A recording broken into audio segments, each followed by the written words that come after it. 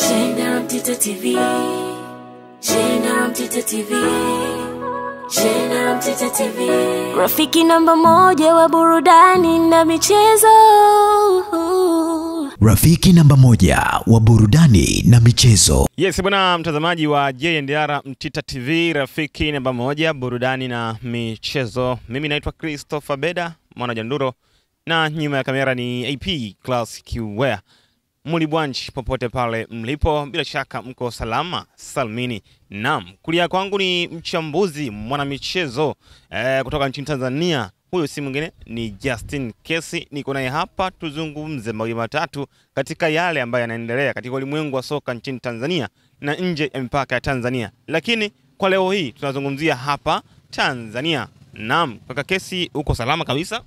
Namshukuru Mungu, mambo vipi? Salama kabisa, mapambano yanaendelea kabisa ndani ya Mtita TV. Tunajaribu kuyanikiza yake michezo, si ndio? Yeah. Kaka Kesi, natamani tuanzie hapa kwa mnyama Simba Sports Club, ambapo siku ya jana wameandika barua ya kwa taarifa kwa umma ya kwamba wao maandalizi ya mchezo wa namba 184 dabi ya Kariakoo siku ya tarehe 15, wao maandalizi yao yako pale pale, lakini pia wamewasihi mashabiki zao waweze kuingia kujaza uwanja wa Mkapa. Lakini wamesisitiza hii ikitokea ratiba imebadilishwa, wao hawatatambua tena mchezo huo kwa sababu wao wameshajipanga kwenye mchezo wa siku ya Jumapili. Tunaendelea kuona songo mbingo ambayo wanaiendeleza Yanga na Simba kwenye mpira wetu, ambayo imesababishwa na mapungufu yaliopo kwenye msimamizi wa ligi yetu kuu, kwa maana ya bodi ya ligi, chombo ambacho kipo kwa ajili ya hizi timu ambazo zinashiriki ligi. Sasa bodi ya ligi kuna pahala ambapo ndo ilianza kutetereka. Na mtetereko huo ulianzaje?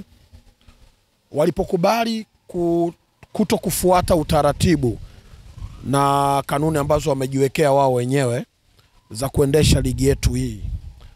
Hii ni moja kati ya ligi ambazo zinakuwa kwa kasi, zinazungumzika kwa mapana, kwenye mabaya na mazuri. Hatuwezi kusema kwamba hatuna mazuri ambayo tumeyafanya, tusingeweza kufika kuwa ligi kutambulika kuwa ligi namba 4 kwa ubora barani Afrika kwenye orodha zile. Maana yake kuna vitu ambavyo tumevifanya vizuri. Kwa kinachotakiwa pale ni muendelezo, ushirikiano wenye tija katika kuboresha sehemu ambazo zenye mapungufu, lakini vile vile tuhakikishe kwamba tunafuata misingi ambayo tumejiwekea. Sio kwamba pale namba 4 hakukuwepo watu. Namba 1 kuna mtu, namba 2 kuna mtu, namba 3 kuna mtu, namba 4 alikuwepo mtu. Sisi mpaka huko ambapo tulipokuwepo, maana yake kuna watu walikuwepo hapo juu. Sijui kama unanielewa. Lakini kuna vitu ambavyo vimesababisha wao kutelemka, kutokuwa na mafanikio au ushiriki wenye tija na kufika hatua za juu kwenye michuano ya Kiafrika. Ligi zao kutokuwa na ushindano wenye uwiano, ligi kutokuwa na thamani za kutosha. Lakini utajiuliza, kwa mfano ulio hai tu, mara nyingi watu wanahojiana, vipi kuhusiana na ligi kuu nchini Afrika Kusini? Simba na Yanga zina uwezo wa kupambana na Mamelodi Sundowns 50-50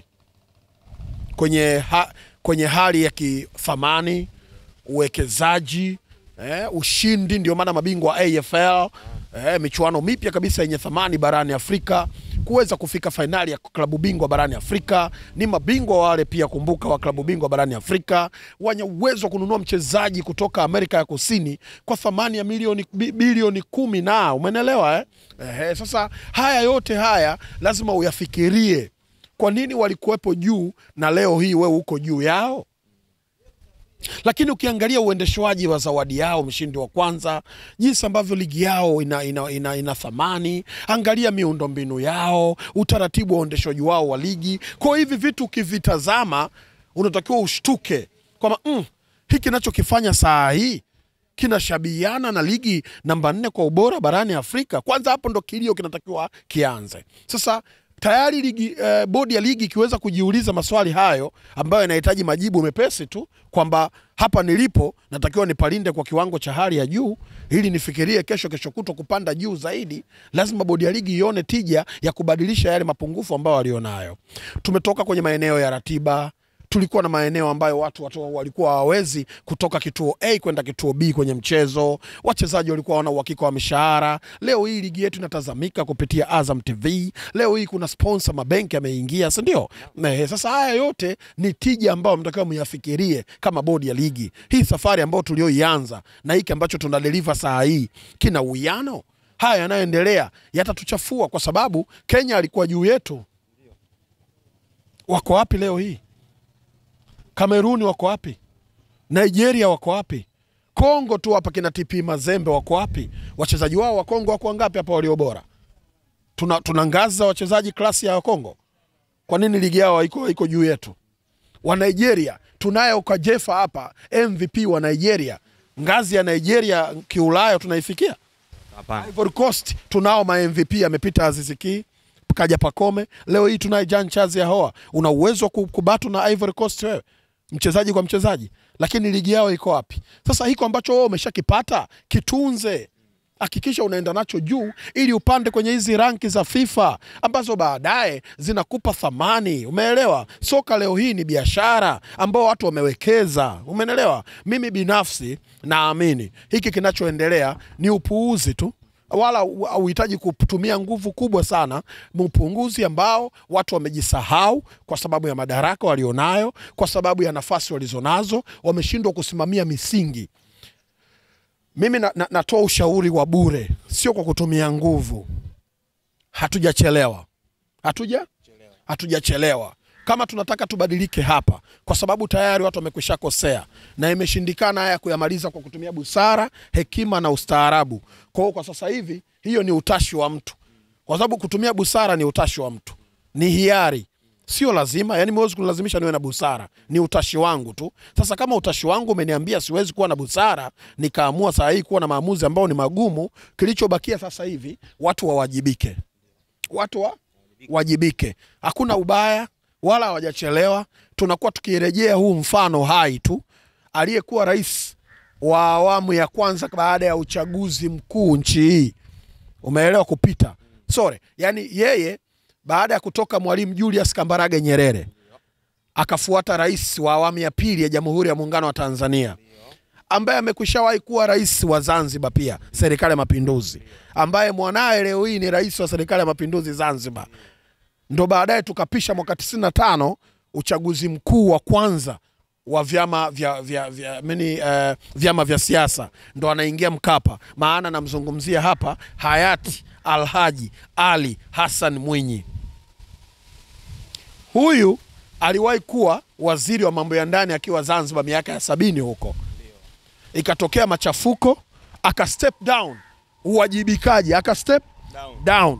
Baadaye aka bounce back, akaweza kuwa rais wa Serikali ya Mapinduzi Zanzibar, na baadaye miaka ya 80 akaja kuwa rais wa Jamhuri ya Muungano wa Tanzania. Unaona hiyo record? Ulishaisikia rais amewahi kuwa Serikali ya Mapinduzi Zanzibar na Jamhuri? Hapana, yeye ndo ana record hiyo. Kwa sababu ni mtu ambaye alikuwa anawajibika. Na ameacha rekodi yake mzee wetu Ruksa, anaendelea kupumzika. Na leo hii kijana wake yuko madarakani. Uwajibikaji. Yani ule ni mfano hai wa good governance. Kwa wewe ukiwajibika sio kwamba ni mapungufu. Yani wewe ndo unaonekana shujaa. Hayati Lowassa amewahi ku step down kama waziri mkuu nchi hii mwaka 2008 alivyokuwa waziri mkuu, baada ya scandals za escrow, mambo ya Doans na nini, aka step down. Umeelewa? Sio jambo baya, sio mapungufu, lakini aliweza ku bounce back na akaja 2020 na uchaguzi wa 2015 akaja kugombania kama rais kwa upande wa Chadema. Haya mambo yanawezekana na sio mapungufu, ni jambo la ukuaji tu. Umeelewa vizuri wa kimadaraka. Yaani hiyo ndio inaonyesha wewe ukomavu wa uongozi. Kwa mimi binafsi ushauri wangu wa bure, ambao waliopo kwenye mamlaka ambayo ya chombo cha bodi ya ligi, wa step down. Alafu waone reaction ya Dar es Salaam Yanga Afrika, waone reaction ya klabu zingine zote za ligi, tuone wapi tunaanzia, wakae watu sahihi, warekebishe makosa ambayo yaliopo, kwa sababu wao wenyewe wamekiri kwamba jinsi ambavyo walivyowalea Simba na Yanga ndio matokeo yake haya. Wameishi kwenye busara, hekima, umeelewa vizuri, kitu ambacho sio utaratibu. Busara na hekima, narudia kwa mara ya mwisho leo hii hapa June 13, Busara na hekima ni utashi ambao unasababishwa na hiari ya mtu au taasisi.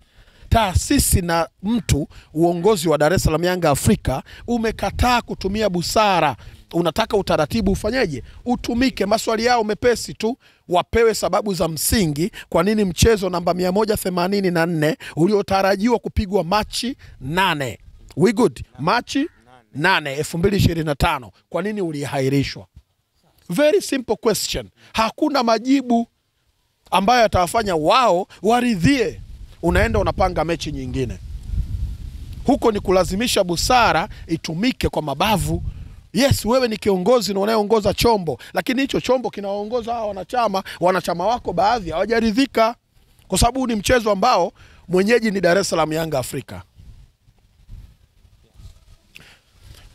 Alishutumiwa na mwenza wake ambaye mpinzani, opponent, kwamba bwana, mimi sitakuja kesho kwa sababu kilichotokea jana nimenyimwa kufanya mazoezi. Adhabu na kanuni inasemaje mtu anapomnyima mwenzie kufanya mazoezi? Fuata kanuni, muadabishe. Kama kuna kipengele muadabishe. Hakuna kipengele kinachosema ukizuia mtu kufanya mazoezi mechi iahirishwe. Simba amesema yeye amezuiwa kufanya mazoezi, hajapigwa, hajauliwa, hajavunjiwa amani. Amezuiliwa kufanya nini? Mazoezi. Mpige adabu Yanga. Si kila siku tunaziona faini zinatokea na si watu wanalipa. Yani tuwe hivyo, tuishi kwenye utaratibu. Tuiache busara na hekima isukume utashi wa mtu na hiari ya mtu. That's it.